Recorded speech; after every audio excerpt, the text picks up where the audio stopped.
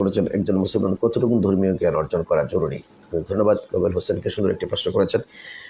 অর্থাৎ একজন মানুষের জীবনে যে কাজগুলো আদায় করা ফরজ, যেমন আমি নামাজ পড়া, ৫ ওয়াক্ত নামাজ পড়া আমার উপর ফরজ, রোজা রাখা ফরজ। যদি হজ ওনার উপর ফরজ হয় অথবা জাকাত ওনার উপর ফরজ হয়, তাহলে জাকাত সংক্রান্ত মাসলা মাসাইলগুলো ওনাকে জানতে হবে। হজ যদি ফরজ হয়, হজ সংক্রান্ত ন্যূনতম মাসলা মাসাইলগুলো ওনাকে জানতে হবে। অর্থাৎ যতটুকু ইবাদত না করলে আপনার ফরজ আদায় হবে না, যে সমস্ত মাসলা মাসাইল জানা, যেমন কোরআন শরীফের কমপক্ষে 10টি সূরা আপনাকে বিশুদ্ধ করে পড়তে হবে, কেননা আপনি নামাজ পড়বেন, নামাজ পড়লে এই সূরাগুলো আপনাকে পড়তেই হবে। সুতরাং এই 10টি সূরা আপনার উপরে বিশুদ্ধ করে জানাটা কিন্তু ওয়াজিব, আপনার জন্য ফরজ, এটা আপনাকে করতে হবে।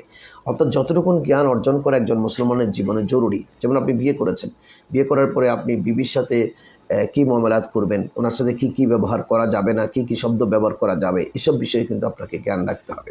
যেমন আপনি ব্যবসা করবেন, ব্যবসায়ী, আপনি ব্যবসা করার ক্ষেত্রে আপনাকে জানতে হবে কোনটা হারাম কোনটা হালাল, কোন ব্যবসাটা হালাল কোন ব্যবসাটা হারাম। আপনি গিয়ে কিন্তু ওই যে মজুতদারি শুরু করেছেন, গিয়ে কিন্তু আপনি মালের দাম বাড়ানো শুরু করেছেন, আপনি সিন্ডিকেটে প্রবেশ করেছেন।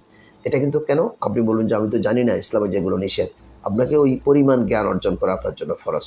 অর্থাৎ যতটুকু জ্ঞান না হলে আপনি ওই কাজ পরিচালনা করতে পারবেন না, অতটুকু জ্ঞান অর্জন করা প্রত্যেক মুসলমান নরনারীর উপর ফরজ। একজন বিজ্ঞ পণ্ডিত আলেম হইতে হবে এরকম কোনো কথা নেই, কিন্তু আপনাকে আপনার জীবন চলার পথে, যেমন আপনি চাকরি করবেন, চাকরির বিধিতে কি নিয়ম মেনে চলা জরুরি, কখন চাকরির যেন কোনো ঠকবাজি না হয়, মালিকের 100% ডিউটির জন্য আপনি বুঝাইয়া দেন, ওখানে যেন 5-6 না করেন, অর্থাৎ 9-6 করে টাকা পয়সা মেরে দেওয়ার চেষ্টা না করেন। এই সমস্ত বিষয়ে কি করলে কি শাস্তি হবে, এই বিষয়ে আপনাকে অবশ্যই জ্ঞান রাখতে হবে। যেমন কোরআন শরীফটা বিশুদ্ধ করে পড়তে হবে।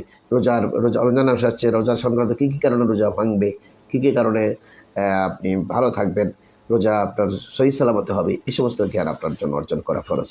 সুতরাং প্রত্যেক নরনারী তালাবুল ইলম মুফরিদা আলা কুল্লি মুসলিমিন ওয়া মুসলিমাতিন, রাসূল করিম সাল্লাল্লাহু আলাইহি ওয়াসাল্লাম বলেছেন প্রত্যেক মুসলমান নরনারীর পর জ্ঞান অর্জন করা ফরজ। অতটুকুন জ্ঞান যেটা দিয়ে আপনি স্বাচ্ছন্দ্যে দুনিয়াতে আপনার ইবাদত বন্দেগী, মা বাপ ভাই বোন, হালাল হারাম সব কিছু সম্পর্কে আপনার একটা নির্দিষ্ট জ্ঞান থাকবে, অতটুকুন জ্ঞান আপনাকে অর্জন করতেই হবে, এটা আপনার জন্য ফরজ। ধন্যবাদ আপনাকে।